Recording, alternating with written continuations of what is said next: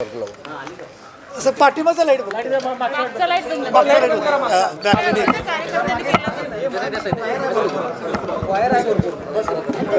सगळ्यांनी खाली गेलो.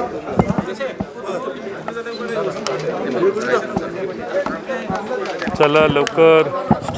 आज कार्यक्रम पार पडला. सांगली पोलीस दल अत्याधुनिक पद्धतीच्या गाड्यांसह सज्ज झाले. मदत होईल मोठी जिल्ह्यातले गुन्हे. सांगली जिल्ह्यातल्या आमचे दीक्षित गेडाम यांनी पुढाकार घेऊन DPDCमधून आमच्याकडून आग्रहाने निधी उपलब्ध करायला लावून पोलीस दलाच्यासाठी अतिशय चांगली सुविधा निर्माण केली आहे. मला वाटतं की याने अधिक कार्यक्षमता सांगलीच्या पोलिसांची सांगली जिल्ह्यातल्या सुविधांमुळे वाढेल असं मला विश्वास आहे. याबरोबर आणखीन एक उपक्रम आहे की त्या पोलिसांच्या पाल्यांना नोकरीची उपलब्धता करून देण्यात आलेली आहे. त्यांनी या भागातले उद्योजक आणि पोलिसांचे नोकरी करू इच्छिणारे पाल्य जे विशेषतः वयस्कर झालेले पोलीस आहेत त्यांच्या पाल्यांना इंडस्ट्रीच्या बरोबर त्यांचं कॅम्पस इंटरव्ह्यू जसं कॉलेजला म्हणतो तसं इंटरव्ह्यू आयोजित करून त्यांनी चांगल्या पद्धतीनं एक पुढाकार घेतला. असं आहे की NIAने मनसुख हिरेनच्या मालकीची गाडी मुकेश अंबानींच्या घराबाहेर ठेवली आणि त्यात जिलेटिन मिळालं, स्फोटकं सापडली म्हणून NIA त्या पिक्चरमध्ये आली.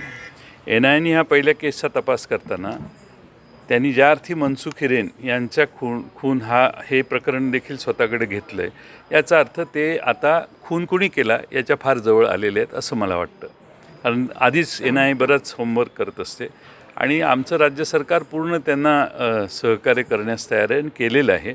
आमच्या ATSच्या लोकांनी देखील आणि मुंबई क्राईम ब्रांचच्या लोकांनी, ठाणे क्राईम ब्रांचच्या लोकांनी देखील गेले काही दिवस मेहनत घेतलेली आहे आणि त्यांच्याकडेही काही माहिती आली असेल असं मला वाटते. मला ते अधिकृत माहीत नाही. गृहमंत्रीपदासाठी मालिका राज्यात वेगवेगळे पॅटर्न राबवण्यात येणार नाही.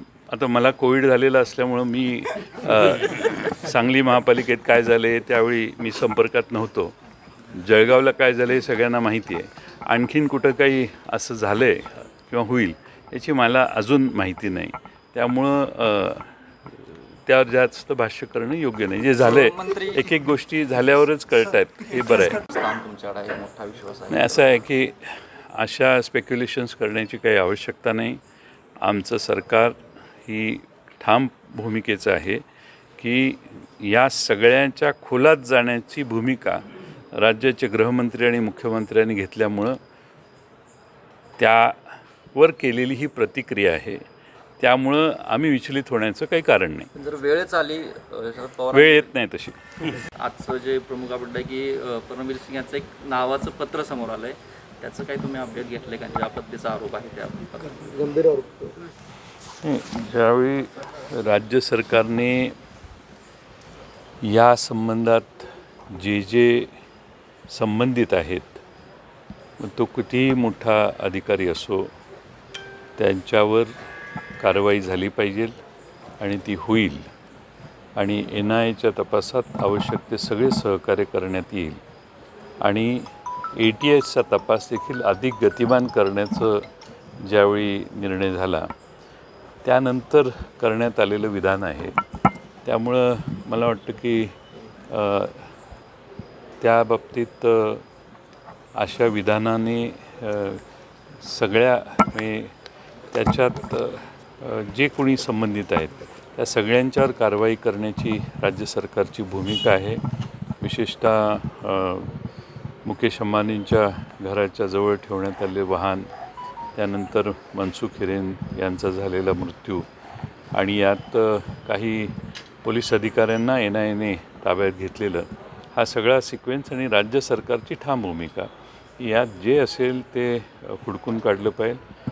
जे कोणी अधिकारी संबंधित असतील त्यांच्यापर्यंत पोचलं पाहिजे अशी भूमिका राज्य सरकारने स्पष्ट घेतलेली होती आणि त्यानंतर आलेली ही प्रतिक्रिया आहे असं मला वाटतं. अधिकाऱ्यांच्या किस्सा एक सांगितला आबांच्या काळातला तशीच काय परिस्थिती आहे का गृहमंत्रीपद सांभाळणे किंवा हा विभाग सांभाळणे? नाही, त्यावेळची परिस्थिती वेगळी होती, ही परिस्थिती वेगळी आहे. वाजी प्रकरण आणि आत्ताचं हे गृहमंत्र्यांवर आरोपाचं प्रकरण महाविकास आघाडीवर काही परिणाम याचा होईल? मला वाटत नाही, कारण एखाद्यावर कारवाई झालेली आहे, होणार आहे किंवा होऊ शकते आणि असं साधारणपणाने माहिती बाहेर आहे आणि त्यातले काही मेसेजेस व्हॉट्सअप, घटना झाली गाडी ठेवण्याची 25 तारखेला. मनसुख हिरेन यांचा मृत्यू मला वाटतं 4-5 तारखेच्या दरम्यान काहीतरी झाला आहे, मला नक्की तारीख एक्झॅक्ट माहीत नाही. आणि त्यानंतर केलेला चॅट हा ठरवून केलेलाही असू शकतो. त्यामुळं त्याला किती महत्त्व द्यायचं, काय योग्य त्यावेळी योग्य मूळ प्रश्न काय? मूळ प्रश्न आहे मुकेश अंबानींच्या घरासमोर गाडी कोणी ठेवली, त्याचं जिलेटिन प्राप्त कुठून केलं, मग नागपूरहून केलं का आणखीन कुठून केलं, आणि ती गाडी ठेवणारे कोण होते आणि मनसुख हिरेन यांचे हत्यारे कोण आहेत. या मूळ प्रश्नाच्याकडून लक्ष दुसरीकडे वेधण्याचा प्रयत्न होऊ नये.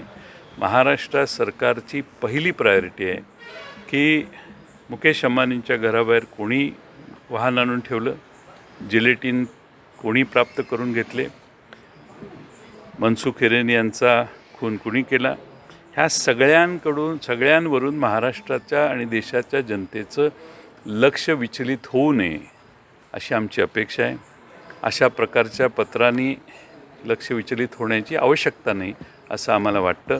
विरोधी पक्षनेत्यांनी देखील माझी त्यांना विनंती आहे, या गोष्टी या बाबतीत योग्य ते पाहू आपण, पण हा जो मूळ घटना घडलेली आहे आणि मूळ घटनेत कोणावर संशयाची सुई गेले 4 दिवस होती, ते याच्यातून सुटू नयेत याची काळजी आपण सगळे घेऊया. सरकारला मुद्दामून अडचणीत आणण्याचा प्रयत्न सुरू आहे सगळ्या प्रकरणावरून बघितलं. हे सरकार अडचणीत येत नाही, सरकार खंबीर आहे आणि अशा पद्धतीनं कोणत्याही प्रकारे खोटे आरोप जर झाले तर त्या खोट्या आरोपांना सरकार योग्य त्यावेळी योग्य ते उत्तर देईल. आमच्या सरकारचं पहिली प्रायोरिटी ही मुकेश अंबानींच्या घराबाहेर ठेवलेली गाडी, त्यातले जिलेटिन कोणी ठेवले, तिथं गाडीच्या संबंधात सापडलेले या सगळ्या ह्याच्यात काही ट्रान्झॅक्शन झाले का, काही रकमा इकडं तिकडं झाल्यात का, दुसऱ्या बाजूने मनसुख हिरेन यांचा खून, हत्यारे कोण आहेत हे तपासलं पाहिजे. त्यासाठी आमची प्रायोरिटी आहे. त्यामुळं त्या सगळ्या तपासाला प्रसारमाध्यमातून डायव्हर्ट करण्यासाठी जर काही होत असेल तर ते होऊ नये अशी माझी प्रसारमाध्यमांच्या मार्फत जनतेला विनंती आहे.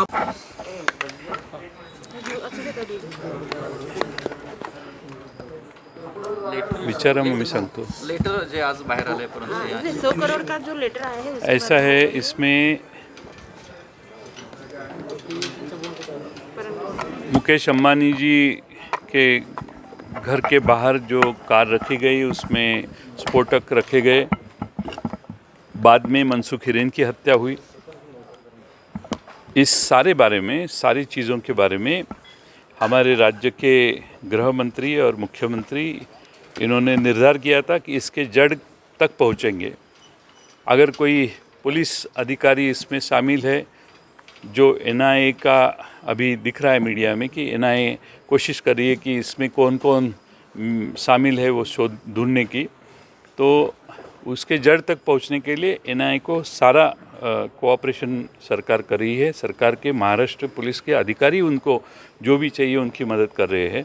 साथ साथ हमारे एटीएस भी उसके इन्वेस्टिगेशन उनके चालू थे. अभी सरकार ने तो तय कर लिया है, राज्य के गृह मंत्री और माननीय मुख्यमंत्री जी ने तय किया है, इसके जड़ तक हम पहुंचेंगे. और अगर और कोई भी कितने भी कैसे भी ऑफिसर हो, कोई भी हो, मनसुख हिरेन की हत्या करने वाले कौन हैं, वहाँ गाड़ी रखने वाले कौन हैं, इसके बारे में कुछ इन्फॉर्मेशन जो मीडिया के सामने भी आई है, उसके जड़ तक जाने की हमारी कोशिश है. और उसके बाद में जब सरकार का निर्धार सामने आया तो उसके बाद में ये प्रतिक्रिया दी गई है, तो इसको कितना महत्व देने का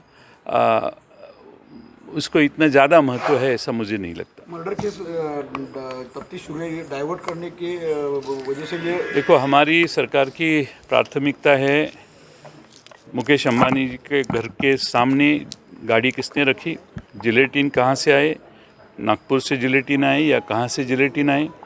उसके साथ साथ मुकेश अंबानी के वहाँ गाड़ी रखने वाली जो जिनकी गाड़ी थी उनकी हत्या हो गई है। उसके बाद में एनआईए ने वाजे को अरेस्ट कर लिया है। अभी उसके बाद में जो भी सामने आएगा वो उसके जड़ में जाने की कोशिश है, आवश्यकता है। और हमारी प्राथमिकता ये व्हीकल जिन्होंने रखी उसको ढूंढने की और मनसुख हिरेन के हत्यारों को ढूंढने की है।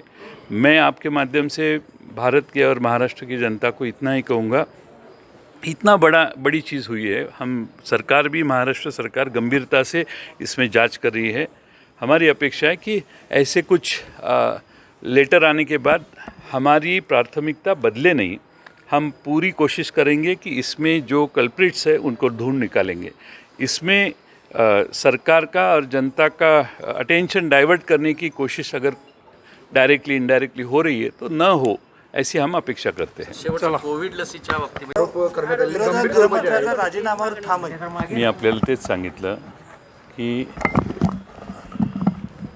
मुकेश अंबानींच्या घराच्या जवळ ठेवलेली वाहन, त्यातले सापडलेले जिलेटिन, त्यानंतर मनसुख हिरेन यांचा झालेला खून आणि त्याच्या तपासात राज्य सरकारने घेतलेली ठाम भूमिका आणि या संबंधात जे कोणी अधिकारी कितीही उच्च पदस्थ असले तरी त्या कुणाचाही संबंध असेल तर तो हुडकून काढला पाहिजे, हा गृह खात्याच्या गृहमंत्री आणि मुख्यमंत्र्यांचा आग्रह यानंतर त्यावर दिलेली ही प्रतिक्रिया असं मला वाटतं. एकीकडे विरोधी पक्ष नेत्यांना जी माहिती कळते ते म्हणजे गृहमंत्र्यांना सुद्धा माहीत नाही अशी माहिती गोपनीय त्या विभागातील विरोधी पक्ष नेत्यांना कळते आणि परत आणि असे आरोप प्रत्यारोप होतात. कुठंतर अधिकाऱ्यांचे किंवा राजकीय नेत्यांचे संबंध किंवा अधिकाऱ्यांनी तटस्थ म्हणून काम करणं गरजेचं असतं. अधिकाऱ्यांनी जे स्वतःचं काम आहे ते व्यवस्थित करायचं असतं.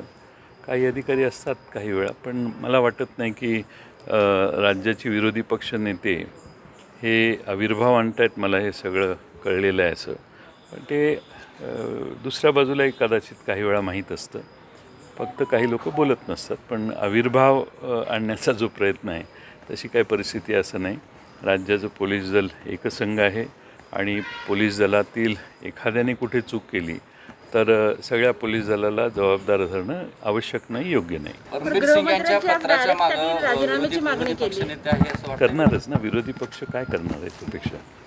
नाही, या पत्राच्या मागे देखील विरोधी पक्ष आहे असं वाटतं, दावा आहे. 100 कोटीची जी मागणी बद्दल होतं ते. नाही, आता असं आहे की आत्ताच ते पत्र प्राप्त झालं आहे, त्याच्यामागे कोण आहे, का लिहिलेलं आहे, कुणाची सहानुभूती मिळवण्यासाठी त्यात काही वाक्य घातलेली आहेत का काय, हे मी अजून पत्रच पाहिलेलं नाही. त्यामुळे ते पाहिल्यावर त्याच्यावर माहिती आपल्यासमोर येईलच. राष्ट्रवादी किती गंभीरपणे हा आरोप घेते, म्हणजे राष्ट्रवादीचा गृहमंत्री आहे. मी मगाशी तेच सांगितलं की राष्ट्रवादीचे गृहमंत्री आणि राज्याचे मुख्यमंत्री यांनी याचं कडक धोरण स्वीकारलं आणि त्याच्या मुळात जाण्याचा प्रयत्न करायचं ठरलं. त्यानंतर आलेली ही प्रतिक्रिया आहे. त्यामुळे त्याला किती महत्त्व द्यायचं हे आपण ठरवलं पाहिजे. तुम्ही गृहमंत्री पद